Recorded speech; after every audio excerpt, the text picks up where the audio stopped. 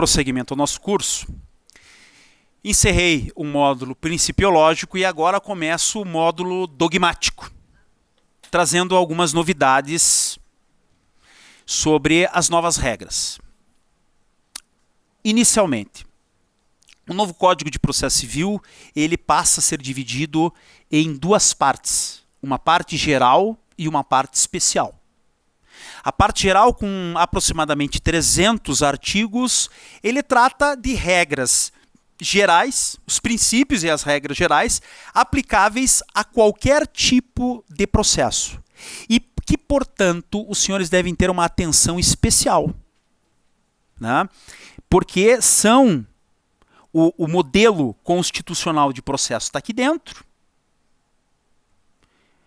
os princípios estão aí dentro e algumas regras que são objeto de muita discussão. Me permitam provocá-los. Por exemplo, perguntando aos senhores como é que os senhores vão trabalhar no processo administrativo do Tribunal de Contas e outros processos administrativos, por exemplo, o artigo 219 na tela. Na contagem de prazos em dias estabelecidos pela lei ou pelo juiz, computar-se-ão somente os dias úteis, aplicados apenas aos prazos processuais. Será que não seria uma boa demonstração de adesão ao novo CPC passar a contar também os prazos administrativos em dias úteis? Por que não? Processo civil federal, estadual, juizado especial, aderindo. Os juízes do trabalho não estão topando, não querem aplicar prazos em dias úteis. Como se o processo trabalhista tivesse algo tão diferente, celeridade, que fosse destoante. Né? Não tem nenhuma regra de contagem de prazo na CLT, contagem de prazo. Tem sobre a data de início, não, mas contagem de prazo em dias úteis não tem. E eu volto a dizer, o CPC, ele fecha o sistema. Não vejo por que não aplicar prazos em dias úteis também no processo trabalhista e não vejo por que nós fechar o sistema, né? Vamos fazer com que todo mundo tenhamos um sistema mais íntegro, mais coerente, né?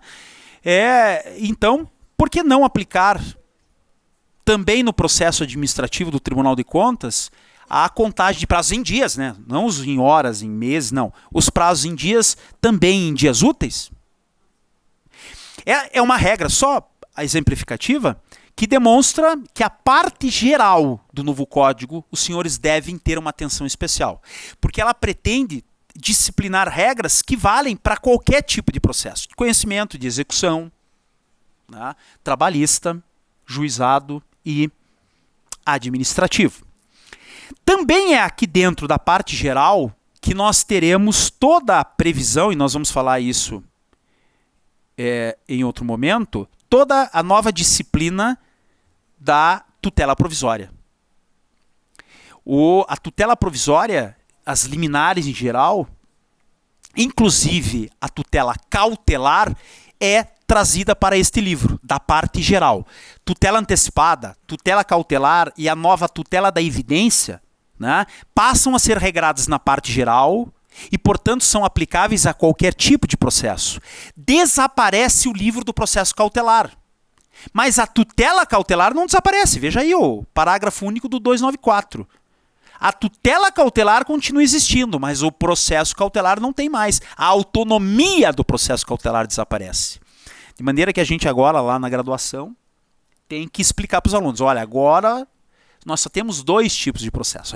Antes a gente falava, era conhecimento, execução e cautelar. Agora não, é só processo de conhecimento e execução.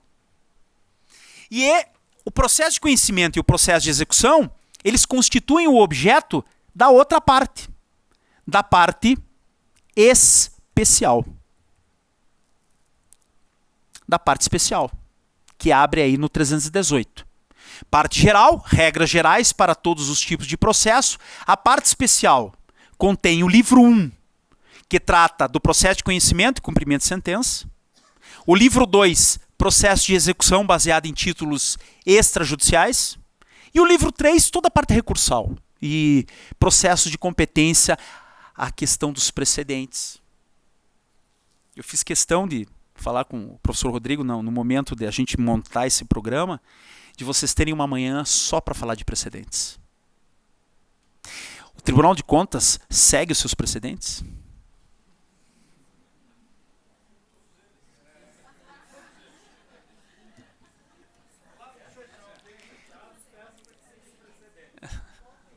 Por isso que eu não vou falar sobre esse assunto, entenderam?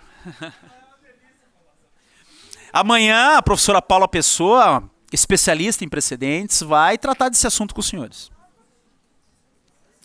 Pois bem, a parte especial, portanto, trata do tema que vou iniciar agora, que é o processo de conhecimento.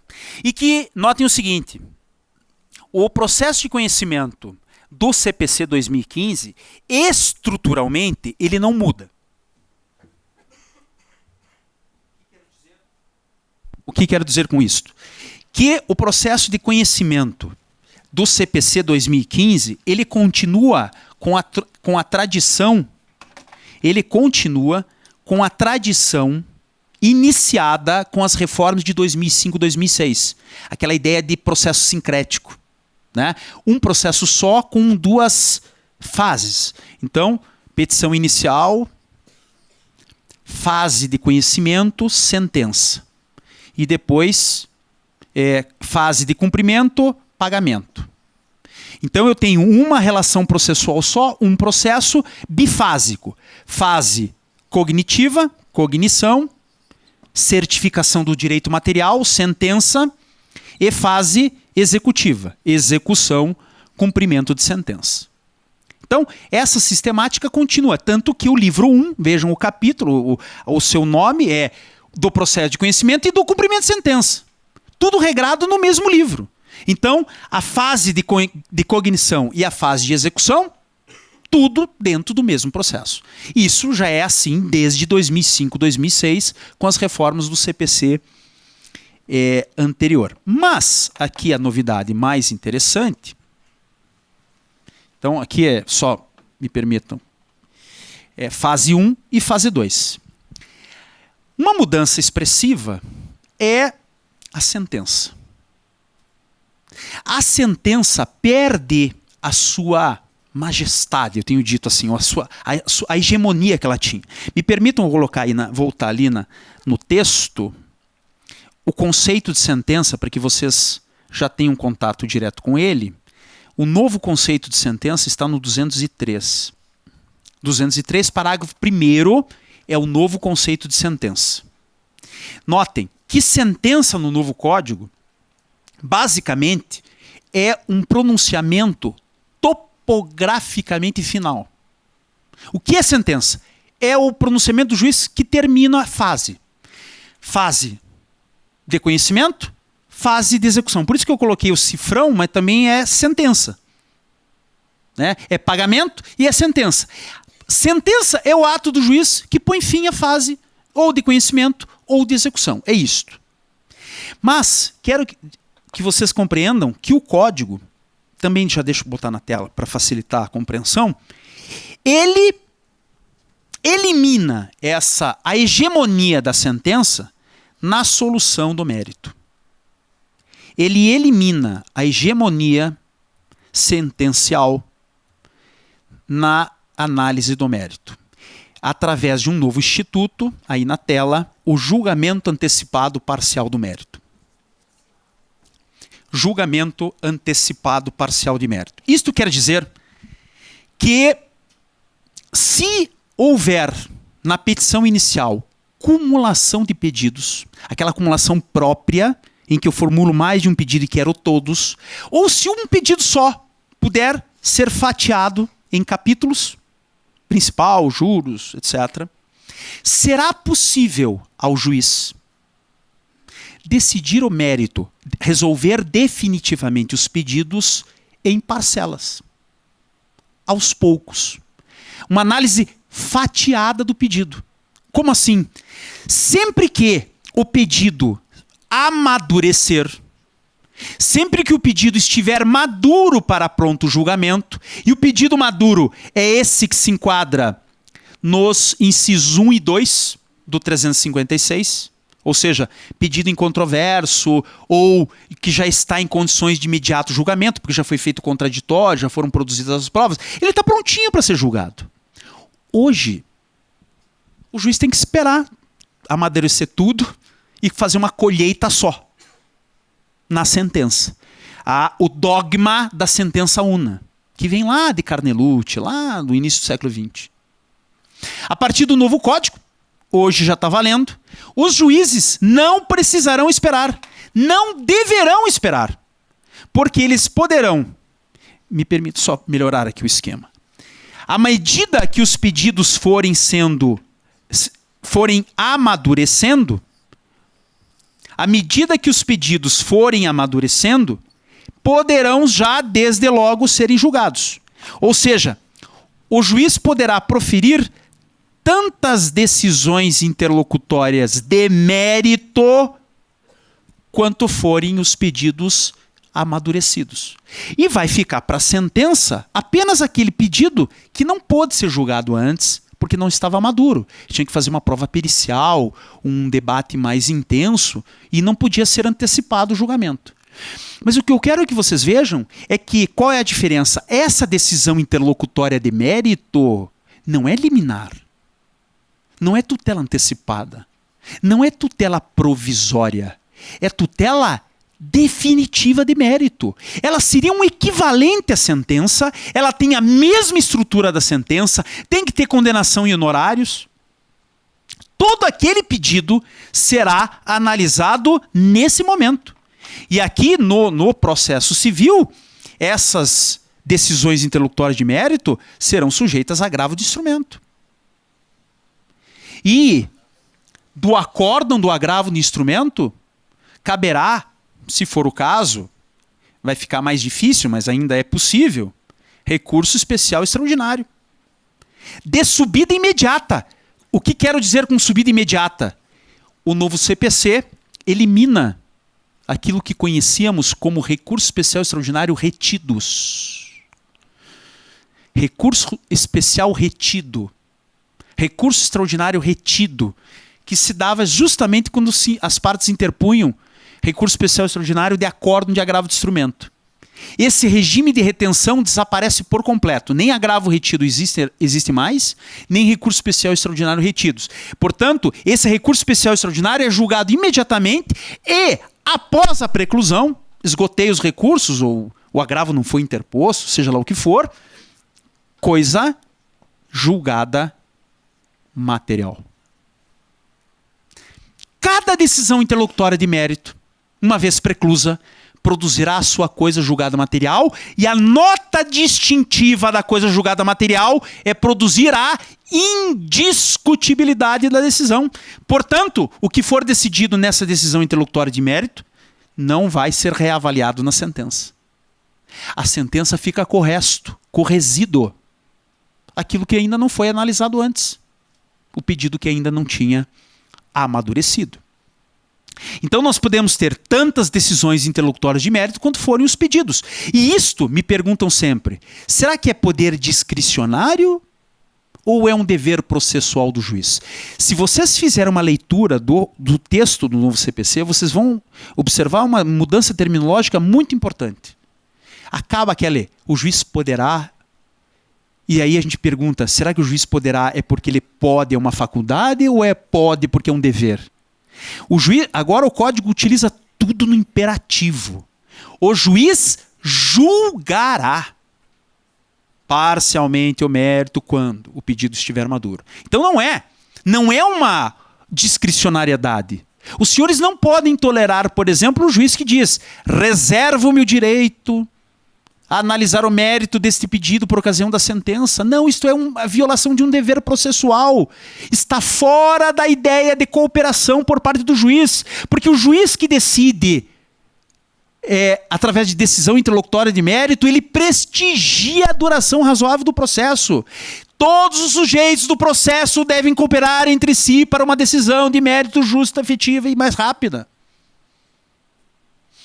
Aí objetam. Mas isso vai dar mais trabalho. É sempre o mesmo ponto, é a efetividade. Mas, gente, o que for decidido aqui não é mais reavaliado depois. A gente enxuga o mérito e a sentença só vai avaliar o resíduo.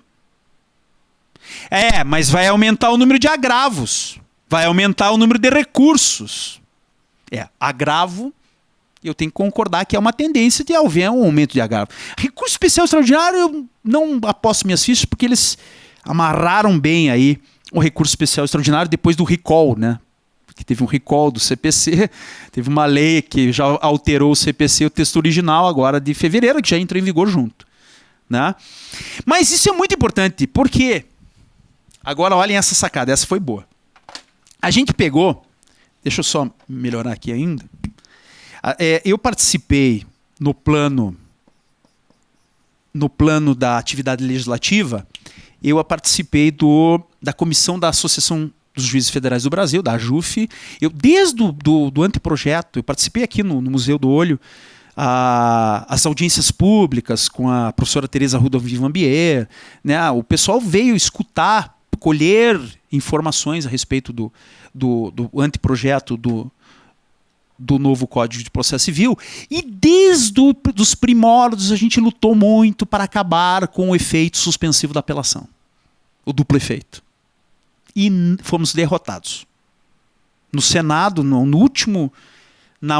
segundo tempo da partida, lá nos acréscimos, mantiveram a apelação com duplo efeito, da maneira como é hoje, basicamente, né? Então isso quer dizer, veja bem, que decisão interlocutória de mérito é agravo de instrumento, e veja que na tela ali o parágrafo 5º não dá sombra de dúvidas, é agravo de instrumento. Mas contra a sentença continua sendo apelação, que depois cabe recurso especial e extraordinário. Então eles falaram, né? Vamos manter aqui a apelação com duplo efeito, a gente continua desconfiando dos juízes, porque juiz de primeiro grau já sabe, né? Olha aí quanta coisa que faz. Então, né, principalmente se for federal, aí, não, vai melhor continuar, né, suspeitando os juízes de primeiro grau, e as sentenças continuam nascendo ineficazes, né, inexigíveis, ou melhor. Você não tem como executar a sentença, porque a apelação já nasce, ela já automaticamente suspende a sentença. Ou seja, não cabe execução provisória. Mas não se tocaram das decisões interlocutórias de mérito.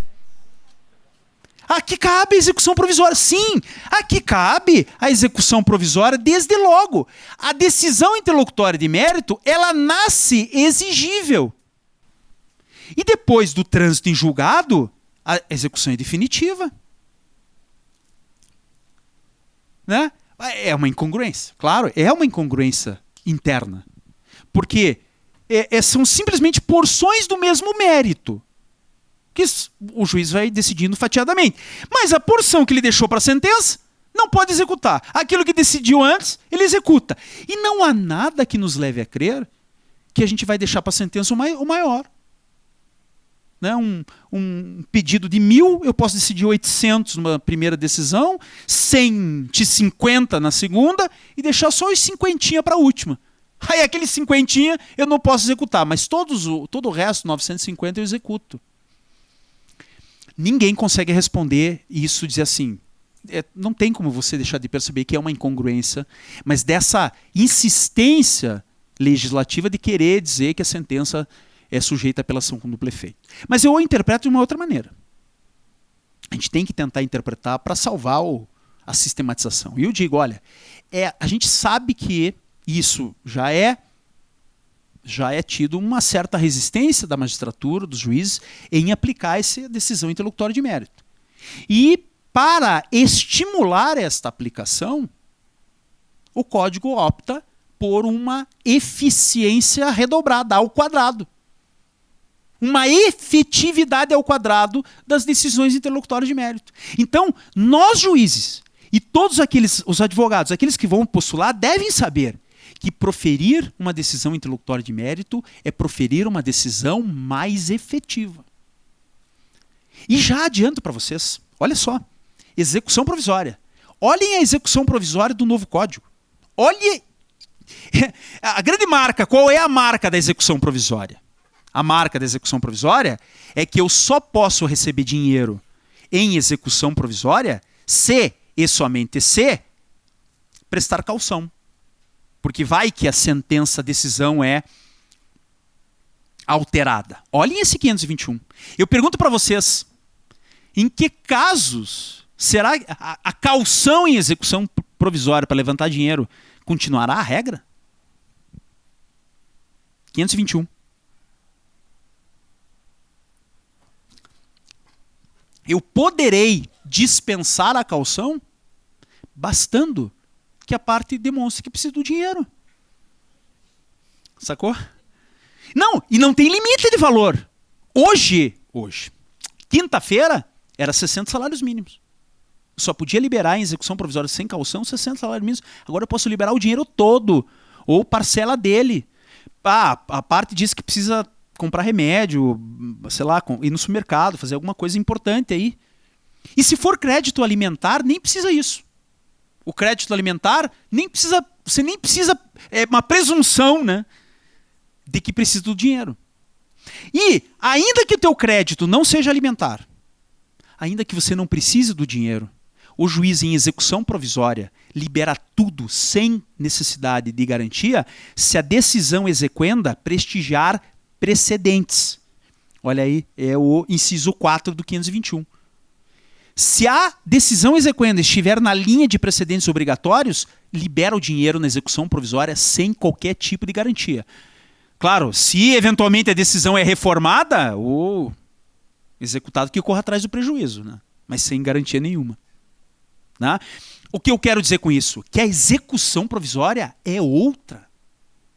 Executar provisoriamente significa receber o dinheiro, sem necessidade de ter um imóvel, ter um fiador. Está liberado o dinheiro, gente.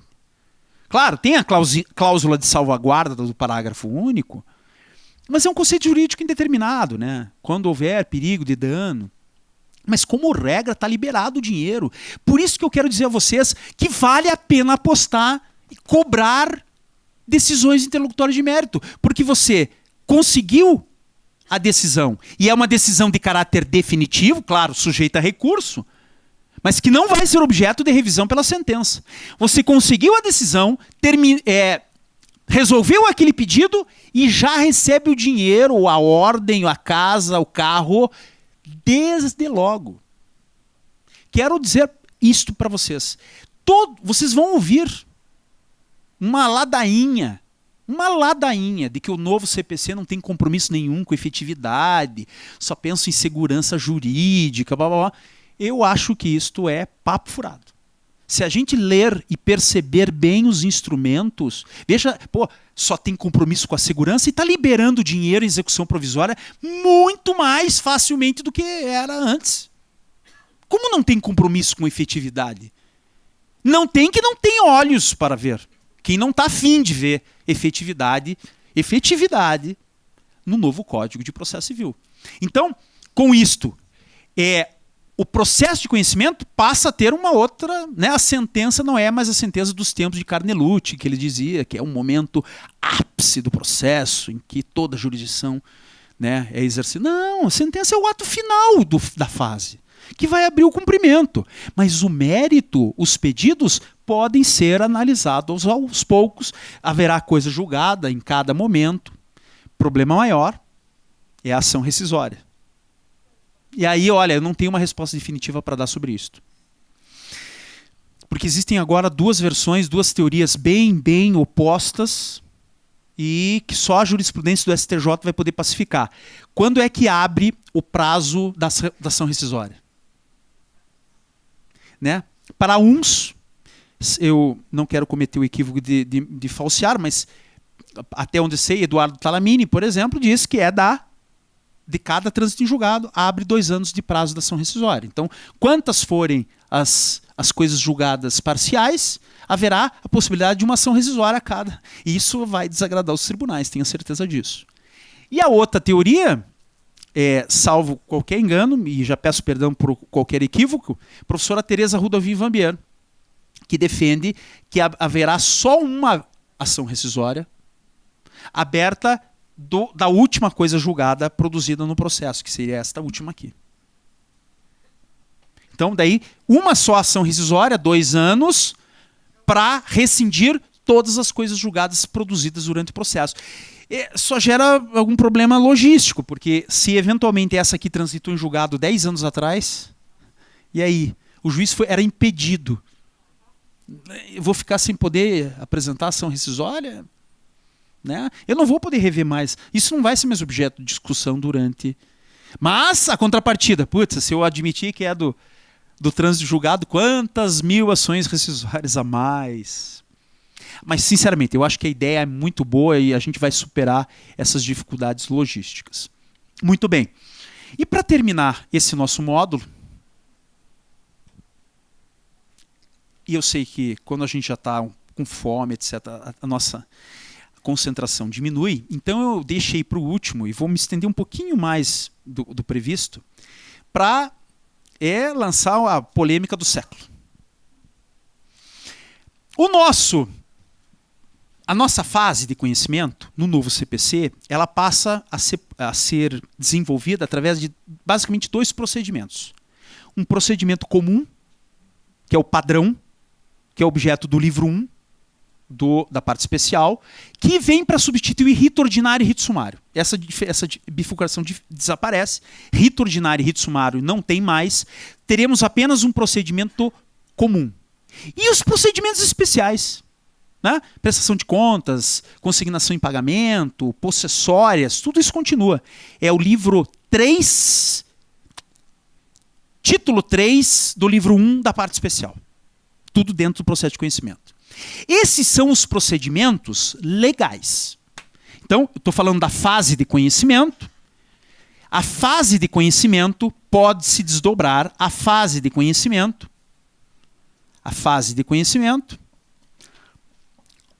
poderá se desdobrar, poderá ser realizada pelo procedimento comum. Aí é procedimento, aí é sequência de atos. Ou pelos procedimentos especiais. Agora, estes 2 são os procedimentos legais, porque previstos no Código de Processo Civil. Eu não quero tirar fome de ninguém, entendam isto. Mas que os senhores vão se sentir perturbados. E eu não vou fazer a pergunta se isso se aplica ao procedimento administrativo, especialmente do Tribunal de Contas. Olhem aqui isto. Está na parte geral, um novo instituto, na verdade não é um novo instituto, mas é uma percepção bem mais ampliada, 190. Os chamados negócios jurídicos processuais. Constitui a possibilidade das partes, até mesmo antes da lide existir, até mesmo antes da necessidade de processo, contratualmente ajustar o procedimento do processo futuro. Como é que vai ser feita a sequência de atos? E até mesmo negociar ônus, poderes, deveres, direitos, que é o núcleo do direito processual. O artigo 190, que trata dos negócios jurídicos processuais, ele permite que as partes maiores e capazes, que tenham a possibilidade de fazer autocomposição, disciplinem um novo Código de Processo Civil para cada caso. Cada caso poderá ter um procedimento próprio inventado criativamente pelas partes, antes ou depois ou durante o processo. Um negócio jurídico antecedente ou incidental. Apenas para que vocês tenham dimensão do que eu estou falando, as partes podem negociar, por exemplo, que lá na vara civil onde eles vão litigar, o procedimento a ser aplicado não seja o CPC. O procedimento. Não a principiologia. O CPC não seja o procedimento comum. Seja o rito dos juizados especiais. Na 9.099. Que no caso deles não vai ter ação rescisória. Eles podem negociar que no caso deles, o processo seja julgado em instância única. Que no caso deles, a audiência seja única. Audiência concentrada. Conciliação, mediação, instrução, julgamento, debate, tudo uma audiência só. Poderão decidir, portanto, se decidir instância única, decidindo que aceitarão a sentença, que não haverá apelação e, portanto, não haverá submissão ao sistema recursal. Poderão, agora vocês vão pirar, negociar que, no caso deles, se aplicará o procedimento do CPC 73. A inspiração é da arbitragem, vocês percebem. É da arbitragem. Só que na arbitragem é mais profundo, é mais violento, porque você pode negociar até a regra de direito material. Decidir que o Código Civil da Tailândia vai decidir aquele contrato. Né? Aqui é só processual. Por isso vai impactar a sistematização, porque ao lado dos procedimentos legais, que é o padrão, teremos um procedimento convencional, criado pelas partes, contratual. E só para não induzi-los a erro, aqui eu estou colocando na fase de conhecimento, mas esse procedimento convencional não se limita à fase de conhecimento. Veja no 190 que ele fala mudanças no procedimento para ajustá-las às especificidades da causa. E a execução não tem procedimento? E o cumprimento de sentença não tem procedimento? Em negócio jurídico processual poderá haver um ajuste bens penhoráveis, ordem de penhora, dizer, olha, aqui não vai ter bacen-júdi. As partes convencionam que não vai ter bacen-júdi.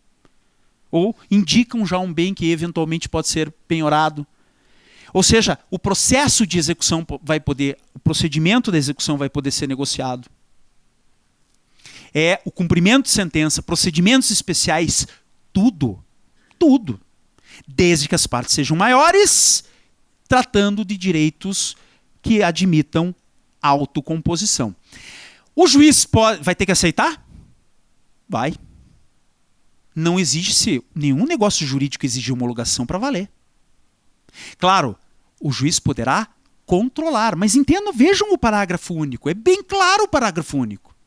Não fica no poder discricionário do juiz dizer assim, não, aqui na quinta vara é só CPC, aqui ninguém toca a mão. Não é assim. Juntado o negócio jurídico processual, o juiz é obrigado a aplicar aquele negócio jurídico processual. Só podendo recusar a aplicação do negócio jurídico processual celebrado pelas partes em caso de nulidade, envolve pessoas menores, direitos indisponíveis, etc. Ou abuso do direito de negociar. Mas isso está dentro da teoria do direito civil. Abuso de direito não pode surtir efeitos. Né? O cara dispensa contraditório, quer mudar a regra de competência absoluta. Não, as nossas ações serão julgadas pelo Tribunal de Contas. Não é assim, né? Também tem limites, o devido processo legal, isso tem que ser preservado, esse núcleo duro. Né? Mas vejam, não há necessidade de homologação. O juiz não tem poder discricionário para aplicar ou não. O grande desafio é logístico. É os juízes se adaptarem a essa possibilidade. Né? Aceitarem que realmente agora a consensualidade, olha a consensualidade gritando, escancarando as portas aí. A consensualidade, ela tem um objetivo aqui. Veja, está escrito no 190. Propiciar um procedimento mais ajustado ao caso concreto, que não é uma coisa que não é atendida pelo procedimento padronizado. E quando você ajusta procedimento, a possibilidade de poder arguir nulidade é muito menor, problemas processuais. Você pode, olha o 191, fazer um calendário processual para colocar no calendário as datas das audiências, das manifestações. Aí o juiz tem que participar, porque aí a agenda dele também, né, tem que estar de acordo com as partes. Mas é uma forma de você garantir a duração razoável do processo. Tá? Enfim, portanto, a consensualidade ela tem um objetivo prático de comprometido com a qualidade, com a duração razoável do processo, menos alegações, menos possibilidade de nulidades, e com isso a prestação jurisdicional cooperada é melhor. Agora, isso foi feito na Europa, a gente importou especialmente do direito francês. O calendário processual da mesma forma. Só que todos concordam, inclusive o pessoal da Europa, que a nossa versão está de 10-0 na deles. É muito mais aberta, né? Exige mais imaginação, criatividade, uma abertura que eu não sei se um país típico da civil law como o nosso, assim, tão precisando de formulazinhas, até que ponto vai conseguir processar isso. E a gente só vai se preocupar quando os advogados chegarem, tem negócio jurídico processual. Com isso, eu fecho este módulo, né, essa introdução ao procedimento comum. Na minha próxima apresentação, eu vou começar a apresentar o procedimento comum. Esse, especialmente que pode ser negociado, da petição inicial até a sentença. Como é que fica a partir do novo código, com audiência de conciliação e mediação. Muito obrigado a todos. Até a próxima.